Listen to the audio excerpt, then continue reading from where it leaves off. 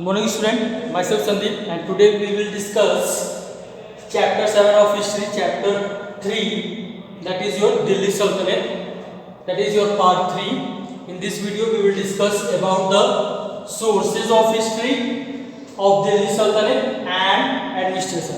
Now see student, I have already said 2 videos related to this chapter. In that video we discussed about the establishment of the Delhi Sultanate. Delhi सल्तनत कैसे establish हुआ था, ठीक है, किसके द्वारा establish हुआ, कब इस्टेब्लिश हुआ था, और इसके अलावा जो है चैलेंजेस क्या क्या थे दिल्ली सल्तनत के आगे, उस चैलेंजेस को कैसे वो फेस करना चाहते थे, मतलब कैसे वो फेस कर सकते थे, कौन कौन से वो चैलेंजेस थे, उसके बारे में हमने डिस्कस किया। अब इस वीडियोस में हमको जो है डिस्कस करना है सोर्सेज ऑफ हिस्ट्री के ऊपर और एडमिनिस्ट्रेशन के ऊपर, मतलब दो चीजें आती हैं जिसके ऊपर हमको डिस्कस करना है, that is sources of history. That is sources of history में हमारा क्या आएगा, archaeological sources and next is your literary sources. ठीक है स्टूडेंट, तो ये दो टॉपिक्स हैं जिनके ऊपर हमको डिस्कस करना है, archaeological sources and literary sources, and it will include the sources of history. ये दो चीजें जो है आपकी आ जाएंगी किसमें, सोर्सेज ऑफ हिस्ट्री में। और उसके बाद हम एडमिनिस्ट्रेशन देखेंगे, मतलब कि दिल्ली सल्तनत में जो है शासन किस तरीके से चलता था। Okay student, so now let us see example of archaeological sources के बारे में डिस्कस कर लेते हैं। ठीक है, तो आर्कियोलॉजिकल सोर्सेज में क्या क्या चीजें आती है, पहले आप ये समझ लो कि आर्कियोलॉजिकल का मतलब क्या होता है। तो आर्कियोलॉजिकल का मतलब जो है हम कह सकते हैं कि भाई जो पुरानी चीजें या पुराने वस्तु वगैरह होते थे, जिससे जो है प्राचीन समय में वो लोग चीजों को जो है हमारे जो हिस्टोरियंस है वो क्या करते हैं कि जमीन को खुदवाना, ठीक है, पुराने कोई चीज जो है हमको मिल जाती है तो उससे वो पता लगाते हैं कि भाई वो किस पीरियड का होगा।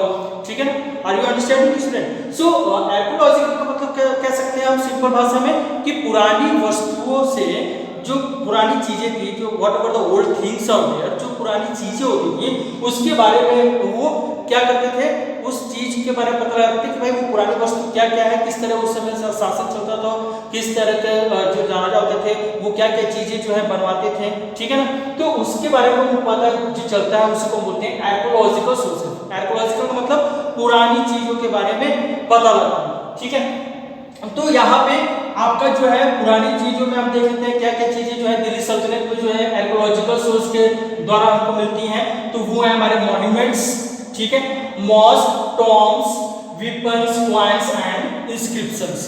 तो ये क्या है भाई, कोई स्मारक बन गया है, ठीक है, कोई मूर्ति बन गई है, ठीक है, तो उसके बारे में जो है कोई मूर्ति बन गया, कोई स्मारक के तौर पे, यादगार के तौर पे कोई चीज बना दिया गया है, तो उसको बोलते हैं मॉन्यूमेंट्स। उसकी वजह से, ठीक है, तरह तरह के हथियार की वजह से, वेपन्स, तरह तरह के सिक्के की वजह से, कॉइन्स, तरह तरह की जो मस्जिदें बनती थी, ठीक है, उसकी वजह से ये सब जो है पता चलता है कि दिल्ली सल्तनत का ये चीज बिलोंग करता है। ठीक है, तो उसी को बोलते हैं आर्कियोलॉजिकल सोर्सेज।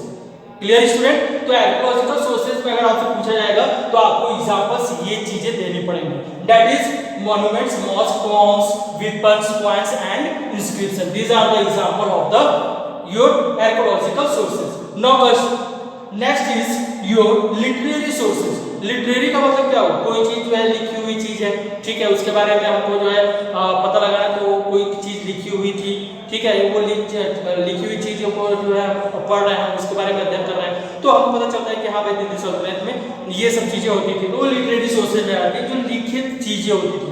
ठीक है, जैसे एडमिनिस्ट्रेटिव रिकॉर्ड्स हो गए, मतलब शासन उनका कैसे होता था, किस तरह वो अपना रिकॉर्ड मेंटेन करते थे, तारीख हो गई, डेट्स वगैरह हो गए, ठीक है। उसके बाद अकाउंट ऑफ फॉरेन ट्रेवलर्स, कौन कौन से जो है दिल्ली सल्तनत में जो है कौन कौन से विदेश से लोग आए थे, तो उनके बारे में जो है रिकॉर्ड मेंटेन करना। तो ये जो रिकॉर्ड मेंटेन करने वाली जो बात आ रही है, जो लिखित रूप में होती थी, तो उसी को हम बोलते हैं literary sources. So students, you have to remember archaeology. What are the example of archaeological sources and what are the example of literary sources? Clear student?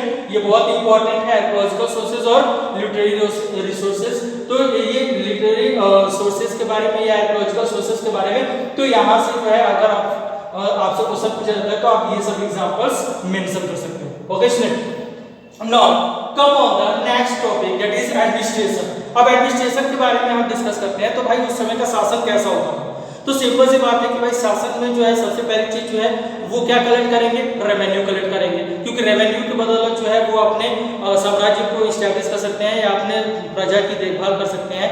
जो एक्सपेंस करना है, जो उनको खर्च करना है, तो वो रेवेन्यू के हिसाब से ही चलता था। ठीक है, अब इसके अलावा जो है उनको सेनापति अपना सेनापति के साथ सेना, जो बड़ी बड़ी विशाल सेना होती थी, उसको मेंटेन करना है। तो ये सब चीजें इसमें इंक्लूड होंगी। किस तरीके के शासन होते थे, तो उसके बारे में देख सकते हैं। शासन के बारे में दिल्ली सल्तनत का, तो अपॉइंटमेंट ऑफ स्लेव एज इकदार्स।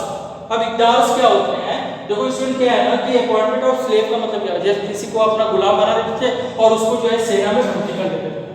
ठीक है, क्योंकि उनको जो है सेना विशाल करनी है, तो इकदार जो है सेना बन जाते थे। ठीक है, कहीं जमीन उमीन का कोई चर्चा होना होता था तो सेना जो है वहां पे वो मैसेज पहुंचाती थी। ठीक है, प्रजा के ऊपर कंट्रोल बनाती थी, तो वो सेना और में मतलब कि उनको भर्ती कर दिया जाता था। And ordinary people to higher post, जो साधारण लोग होते थे जिनके पास बहुत ज्यादा अच्छा अमाउंट होता था, जो थोड़े आप कह सकते हो कि जिनके पास प्रॉपर्टी अधिक होती थी, जिनके पास धन दौलत अच्छा होता था, तो उनको जो है हायर पोस्ट मिलता था। हायर पोस्ट मतलब मंत्री वगैरह बना दिया जाता था। ठीक है ना, तो ये आपका आ जाता है, that is administration in the Delhi सल्तनत का फर्स्ट पॉइंट है। सेकंड पॉइंट देखते हैं, fixation and collection of land revenue by the state. जो मैंने आपको अभी जस्ट इसको डिस्कस करने से पहले आपको बता दिया है कि रेवेन्यू कलेक्ट करना हर एक शासन में आपको दिखाई देगा। जो भी शासन दिल्ली सल्तनत की बात करें, चाहे किसी भी शासन की बात करें, तो उसमें जो है रेवेन्यू जो इज द कॉमन थिंग, क्योंकि रेवेन्यू के बदौलत जो है वो अपनी प्रजा की देखभाल कर सकते हैं, अपने साम्राज्य को अच्छे से रन कर सकते हैं। तो रेवेन्यू तो मान के चलो कि रेवेन्यू तो होना ही होना है। ठीक है, तो ये एक फिक्स होता था दिल्ली सल्तनत के अंदर जो है इनका शासन जो चलाते थे, तो ये बिल्कुल जो रेवेन्यू कलेक्ट करते थे वो बिल्कुल फिक्स होता था और वो लैंड रेवेन्यू ज्यादातर कलेक्ट करते थे। इसके अलावा reassessment of agricultural land and revenue. Reassessment का होता है असेसमेंट का मतलब होता है मूल्यांकन करना। ठीक है, मूल्यांकन मतलब कि to observe things clearly, to maintain the records. ठीक है, तो उसको हम बोलते हैं मूल्यांकन करना। तो रीअसेसमेंट मतलब पुनः मूल्यांकन करना। पुनः मूल्यांकन मतलब ये री लग गया, मतलब कि री मतलब कि पुनः। ठीक है ना, तो वो पुनः मूल्यांकन करते थे किसके ऊपर, एग्रीकल्चर से रिलेटेड लैंड के ऊपर, रेवेन्यू के ऊपर, कि भाई हमारा जो है एग्रीकल्चर जो है सही तरीके से चल रहा है कि नहीं चल रहा है, रेवेन्यू जो कलेक्ट हो रहा है वो सही तरीके से हो रहा है कि नहीं हो रहा है, तो उसके ऊपर वो रीअसेसमेंट करते रहते थे। ठीक है, that is the third point. Fourth point, maintaining land record. Land कहाँ पे कौन से किसके हक में है, कहाँ पे मस्जिद के हक में, कहाँ मंदिर के हक में है, कौन से लोग जो है कितने लोग जो है कितनी जमीन पे वर्क कर रहे हैं, वो सब चीज का रिकॉर्ड जो है इनके टाइम में होता था। उसी को बोलते थे मेंटेनिंग लैंड रिकॉर्ड। ठीक है, और last point is special military and economic measures to check Mongol invention. और इसके अलावा जो है हर एक मिलिट्री को अपने चेक करना, इकोनॉमिक मतलब कि प्रॉपर्टी जो है वो सही तरीके से है कि नहीं है, उनके पास धन दौलत और सही तरीके से है कि नहीं है, उसको चेक करना।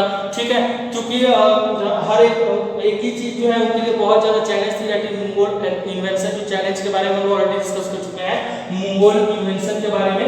ठीक है, तो उनके ऊपर आक्रमण करने के लिए जो है मिलिट्री स्ट्रांग होनी चाहिए, इकोनॉमिक जो है उनका स्ट्रांग होना चाहिए, वेपन्स इनके पास स्ट्रांग होने चाहिए। तो ये हमेशा जो है इसमें चेक होता रहता था कि उनके पास उतनी मतलब कि सफिशिएंट मिलिट्रीज हैं कि नहीं है, सफिशिएंट वेपन्स हैं कि नहीं है, इनके बारे में ये सब चेक होता रहता था। तो these are the related to the points related to the your administration, जिसमें हमने डिस्कस किया किस तरीके से उनका शासन होता था, और इधर हमने डिस्कस किया what are the history of sources of the Delhi Sultanate, जिसमें हमारे दो पॉइंट्स आते हैं, archaeological and literary sources. So go through these points very carefully, okay, and try to understand the things. तो आपको बहुत सारी चीजें इसमें समझ में आ जाएंगी। Okay, thank you.